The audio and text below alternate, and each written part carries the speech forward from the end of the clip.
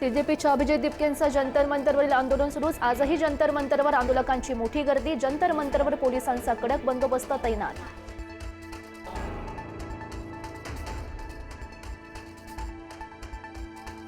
जंतर मंतरवर आंदोलनस्थळी अभिजित दिपके आणि पोलिसांमध्ये बाचाबाची। चर्चा करण्यावरून दिपके आणि दिल्ली पोलिसांमध्ये वाद। चर्चेसाठी येण्याचं पोलिसांचं दिपकेंना आवाहन, तर जंतर मंतरवरच चर्चेसाठी दिपके ठाम।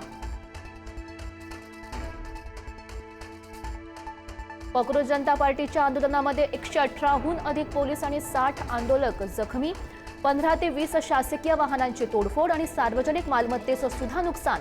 70 आंदोलक ताब्यात।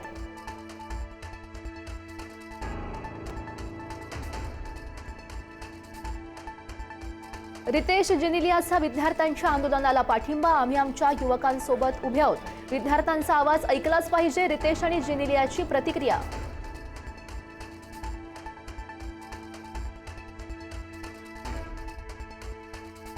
आंदोलकांवरच्या लाठीचार्जवरून संजय राऊतांचा सरकारवर घणाघात। जालियनवाला बाग हत्याकांडाची आठवण झाली। राऊतांची टीका, कालचा दिवस लोकशाहीतील काळा दिवस होता। सरकारनं 20 जुलै डरपोक दिवस म्हणून जाहीर करावा, राऊतांची मागणी।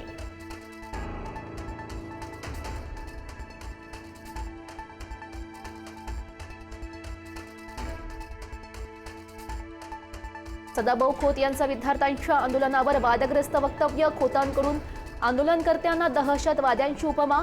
धर्मेंद्र प्रधान यांचा राजीनामा घेऊ नका, सदाभाऊ खोत यांचं विधान।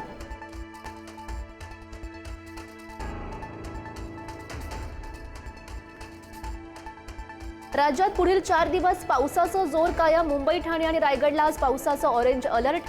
कोकण घाटमाथ्यावरही पाऊस बरसणार।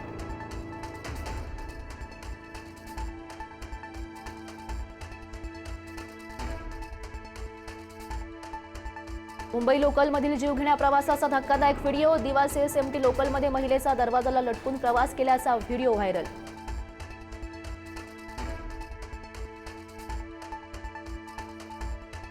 किमान आधारभूत किमतींसह प्रलंबित मागण्यांसाठी शेतकरी पुन्हा आक्रमक। पंजाब हरियाणाच्या शंभू बॉर्डरवर शेतकरी एकत्र जमल्यानं कडक सुरक्षा व्यवस्था तैनात।